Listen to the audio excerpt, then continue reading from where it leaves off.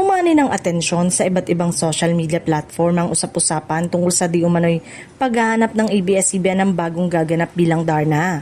Wala pang opisyal na pahayag mula sa network tungkol sa naturang casting, ngunit mabilis na kumalat online ang mga pangalan ng ilang actress na sinasabing maaaring maging bagay sa iconic superhero role. Kabilang sa mga pangalan na isinisigaw ng ilang netizen si Maha Salvador na matagal nang kilala sa kanyang husay sa pagganap at action-oriented role.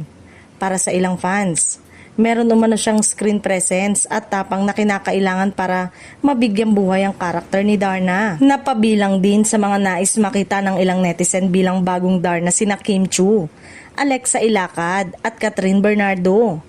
Iba't ibang opinyon ang lumalabas online kung sino ang pinakabagay sa role, habang ang ilan naman ay gumagawa ng sariling fan casting at concept photos para sa kanilang napipisil na aktres.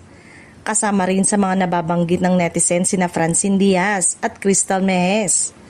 Bukod pa sa marami pang artista na nakikita nilang may potensyal na gumanap bilang susunod na Darna. Dahil dito, naging paksa ng diskusyon online kung anong klaseng Darna ang nais makita ng mga manonood.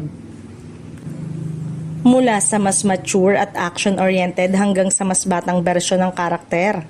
Gayunman, wala pang kumpirmasyon mula sa ABS-CBN ng bagong Darna o kung sino ang magiging susunod na gaganap sa iconic role. Patuloy na pinag-uusapan online kung sino ang magiging perfect choice para sa iconic Pinay superhero.